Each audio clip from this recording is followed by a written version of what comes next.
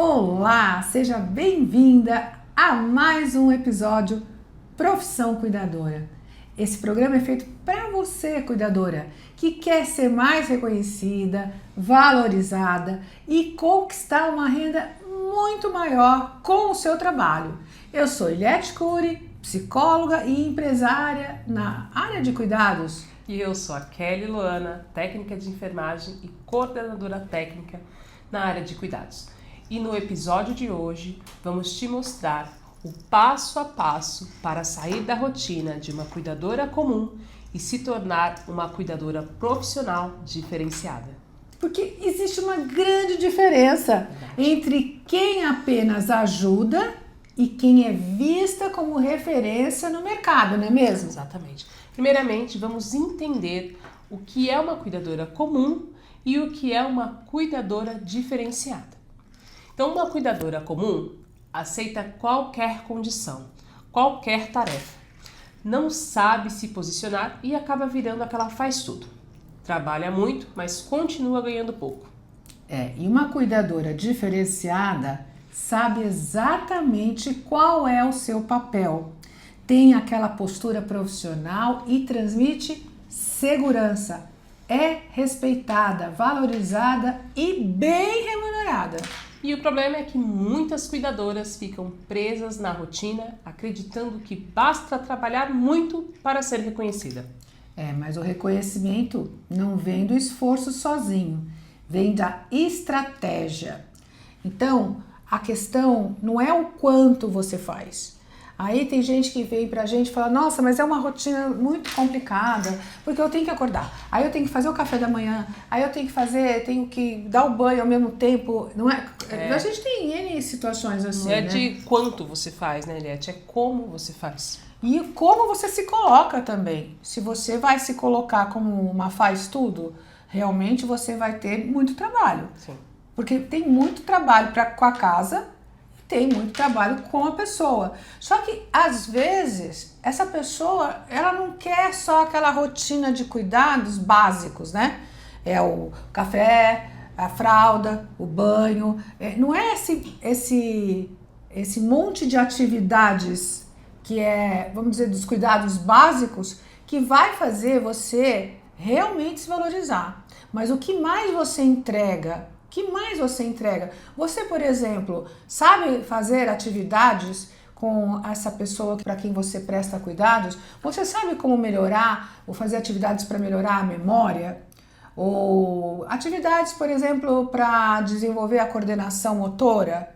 Nós temos várias atividades que nós podemos, né, fazer com os nossos idosos, atividade motora, atividade de memória, atividades que a gente não vai precisar ter nenhum custo, né, Eliette? Às vezes com feijões, com algodão, com papel crepom. Então, você sabe dessas atividades que vão além do cuidado?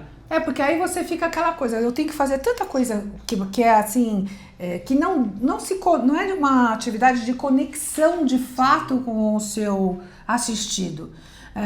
A gente percebe muitas vezes que as cuidadoras estão mais preocupadas com aquela rotina do fazer café, fazer almoço, fazer janta, a hora do banho, a hora de trocar fralda, a hora de dar um passeiozinho. Fica robótico, né? Fica aquela coisa assim de cumprir tabela, cumprir o checklist, cumprir minha lista de tarefas. E o problema nem é esse, né? Acho que a gente tem sim uma tarefa a se cumprir, né? A gente tem um horário para medicamento. O problema não é esse. O problema é que a gente também tem que ter dentro dessas tarefas outras atividades que possam diferenciar, né? Então, assim, a gente vai querer uma pessoa, uma cuidadora que executa somente a troca de fralda, prepara a alimentação, oferta alimentação e põe para assistir TV. Acabou. Ou você quer uma cuidadora que, além de fazer todas essas questões, também tire um tempo hábil para poder estimular esse idoso, ajudar ele a caminhar de forma correta, né? Estimular ele a fazer alguns exercícios motores ou alguns exercícios que envolvam, né, atividades lúdicas. É aquela questão que eu bato sempre na tecla, olhar no olho, né? Falar, conversar de maneira calma. A gente percebe às vezes que as cuidadoras elas vão fazendo as tarefas, aí quando chega no final, acabou. Acabou, né? Como se fosse uma coisa não prazerosa. E por quê? Porque a parte humana, a parte da conexão com esse assistido, ela tem que ser também valorizada, também é importante. Você não precisa ser uma máquina de fazer tarefas. Sim. Sabe? Até porque lidar, a gente sempre fala isso, né? O cuidado envolve muito amor, né, Eliette? Então a gente tem que estar realmente sentindo amor no que a gente está fazendo. Né? Então, assim, a gente não está lidando com uma peça, de repente, algo que a gente vai executar, a peça ficou pronta. Não é. Né? São pessoas com emoções, que têm dias diferentes uns dos outros. Então, a gente precisa ter esse cuidado humano, estar mais sensibilizada com o atendimento, com a situação, para isso se tornar algo mais gostoso, mais prazeroso de fazer. E você, estando lá todos os dias, ou nos dias que você atende, você vai conhecendo melhor essa pessoa para saber o que essa pessoa gosta mais ou não de fazer. Não é só ficar na atividade básica. Você tem que ver, por exemplo, você dança com seu idoso, você coloca música, vocês cantam, você faz vamos fazer um cinema hoje, né? Vamos colocar aqui vamos fazer pipoca, sabe? São ações que você precisa ver junto da limitação dessa pessoa que você cuida, se tem condição ou não, evidente, né? O que não faz aqui num atendimento pode fazer em outro. Então, é sempre conhecendo a natureza, as limitações. Tem pessoas idosas que não são muito ligadas em música.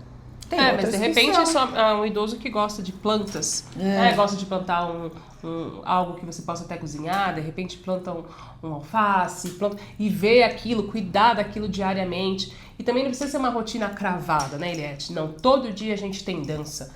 Todo dia a gente tem música. Não, um dia você tenta a música, outro dia você tenta um teatro, outro dia, às vezes idoso, pintar só exatamente, mesmo. Às vezes pintar a própria unha. Às vezes a gente tem idosos aí extremamente vamos vaidosas. Fazer sessão cabeleireiro hoje. Exatamente, pintar as unhas. Não, hoje vamos colocar uma roupa diferente, vamos testar aqueles colares. É isso, é dinamismo. É isso que precisa no atendimento. É atenção, né? Você se conectar com a pessoa para saber qual atividade ela vai gostar ou ela vai se interessar. Até tem momentos que você vai ter que ir devagar, porque nem é sempre que a pessoa vai aceitar. A gente sabe que tem pessoas que são mais não querem ser. O idoso, de modo geral, quando ele está muito sentado na frente da TV, ele vai ficar mais resistente para fazer as coisas, porque é a lei do mais fácil, né? Sim. O que é menos dá menos trabalho. Não quero mais sair. Não quero mais passear. A gente também pode usar isso, né, Eliette, pra tirar ele ali. Você tá assistindo uma novela? Pede pra ele acompanhar a novela com você, te contar da novela, faz de conta que você não conhece. Você viu? E estimula. Como que é a história? Me explica um pouco, porque vai forçar aquele idoso de explicar como que aconteceu. Viu uma notícia diferente, de repente no jornal? Faz com que você não entendeu pra fazer, estimular ela a pensar. Mas o que falou aí nessa entrevista? A senhora sabe me dizer? E aí ela vai, né? Vai tentar te explicar e isso vai fazer trabalhar a memória dela também. Sim, você tem que perceber que essas outras coisas vai fazer com que você se diferencie das demais cuidadoras. Porque normalmente a cuidadora, como ela é vista, não estou falando que você é assim, mas como ela é vista pela sociedade, é aquela que fica no sofá, no celular, enquanto a pessoa idosa está lá vendo TV. E a gente vai perceber também que quando a gente deixa esse plantão mais dinâmico, ele flui mais rápido. Ele flui, simplesmente flui. Você chega no atendimento e sai e fala assim, poxa, já se passou as 12 horas que eu nem vi. Mas por quê? Você não deixou, você ocupou todo o tempo que você estava lá. Não quer dizer que você é uma máquina de 24 horas, não é isso que a gente está falando. É aproveitar que o tempo com o idoso seja gostoso de se passar. E não é só aquela coisa de preparar o banho, dar o banho, colocar a roupa, né, fazer a troca da fralda. Não é só essa coisa porque é assim que o cuidador normalmente é visto. Ele é visto como aquele que só faz aquelas coisinhas básicas, né, e fica na TV do lado da pessoa que está assistindo TV sem fazer nada. E aí depois não entende por que a família não reconhece, né? Não sabe valorizar a profissão, mas não é isso, é porque realmente eles vão valorizar algo que é demonstrado para eles. E se eles não verem, eles não vão reconhecer. Então, gente, esse tema é uma grande oportunidade, porque sair da rotina de cuidadora comum é o que abre as portas. ter contratos melhores, trabalhar menos horas, ganhar mais, ser reconhecida como parte fundamental no cuidado da pessoa idosa. Então, você tá vendo? A gente sempre fala do contrato, né? Então, assim, você tendo essa criatividade não é nem criatividade só, né? Porque você tem N lugares que você pode consultar para saber essas atividades que a gente está dando exemplos aqui. Então, ser proativa, né? De ir procurar essas atividades para se realizar. E aí, junto com isso, você tem uma postura adequada, um contrato que te dá os limites do que é o papel da cuidadora. Tudo isso é o que vai dar essa diferenciação da cuidadora e o reconhecimento dessa cuidadora como uma pessoa diferenciada e não mais uma no mercado. E assim, Eliette, nesse mercado também, os clientes costumam indicar a cuidadora. Então, se você é uma cuidadora que se diferenciou no meio da equipe, né, se diferenciou naquele atendimento, ele vai te indicar, ele vai falar. E outra, ele vai explicar para outras pessoas que é uma cuidadora boa. Ele vai assim, não, mas é que mas a minha cuidadora, ela só executava as atividades. Não, mas é que eu tive uma cuidadora aqui, olha, que ela fazia essas atividades, ela levava meu pai pra tomar sol, ela estimulava a levantar da cama, fazia as brincadeiras. Não chegava atrasada, né? Não era de faltar por qualquer coisa. Exatamente. Tudo, né? E você vai ser bem indicada, como qualquer outro profissional que trabalha bem, ele vai ser sempre muito bem indicado para outras pessoas. Inclusive assim, a nossa empresa, eu tenho uma empresa de cuidados, que você já deve saber, normalmente quando a pessoa chega em mim é porque ela teve uma indicação que a gente faz um trabalho diferenciado. Então, se você quer pensar em ganhar mais, você também precisa fazer por onde? Você também precisa investir nessa melhora, né? Nessa diferenciação. Não queira ganhar mais e ser a mesma que todo mundo né? A gente vai dar alguns exemplos reais, né, Eliette? Então, por exemplo, uma cuidadora que só fazia plantões avulsos, conseguiu fechar contrato fixo e multiplicar sua renda. Exatamente, porque o contrato, ela mostrou provavelmente uma situação mais profissional, mais profissional, exatamente. Outra que nunca conseguia negociar e aprendeu a mostrar seu valor e passou a ser respeitada pela família sem ficar sobrecarregada de tarefas.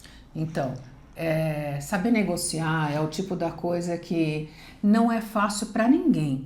Não é só uma dificuldade da cuidadora. Quando você vai fazer um contrato de trabalho, que vocês nem pensam assim, normalmente a cuidadora fala assim, eu vou arranjar um trabalho.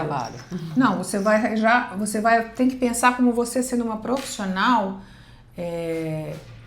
formal, não uma pessoa que trabalha de qualquer jeito, de qualquer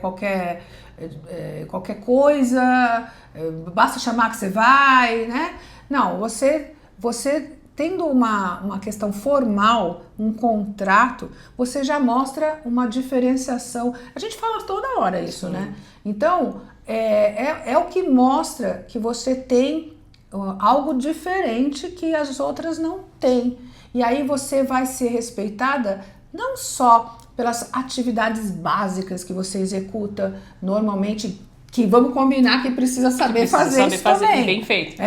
Então não é só por isso, mas por todo o conjunto, né? A sua responsabilidade, a sua pontualidade, a maneira como você se coloca na residência, se você fala pelos cotovelos, né? Porque mulher adora conversar. Então, se você fala pelos cotovelos, se você dá palpite na hora errada, ninguém te perguntou, enfim, muitas coisas podem fazer você se diferenciar das cuidadoras, vamos dizer assim, que estão no mercado, né? E no momento dessa negociação, né, Eliette, é importante vocês demonstrarem tudo que vocês vão fazer, colocar isso em contrato e, o mais importante, executar. Então, assim, não adianta você demonstrar que você faz essas atividades, que você tem esse diferencial e no dia a dia você não demonstrar. Então, você precisa, além de colocar isso, né, na hora da sua entrevista ou na hora que você for fazer um contrato, mas também fazer isso diariamente. E a negociação, eu estava falando isso e depois eu acabei entrando numa outra questão. A negociação, ela realmente não é uma coisa fácil para ninguém. A negociação, ela exige que você entenda a posição do outro e você não deixe a sua posição também, porque você pode ser explorada nessa negociação. O quanto, a hora, o como, o porquê de tudo que você vai fazer é fundamental. Agora, talvez você esteja pensando, mas eu não tenho um curso assim completo, então eu nunca vou ser diferenciada. O que muda, gente? Não é só o diploma, mas como você aplica a técnica e a postura do dia a dia. Mas todas as famílias exploram? Isso não é verdade. Existem famílias que pagam bem e respeitam, mas só contratam cuidadoras que transmitem profissionalismo. A gente mesmo tem alguns clientes que a gente vê o carinho.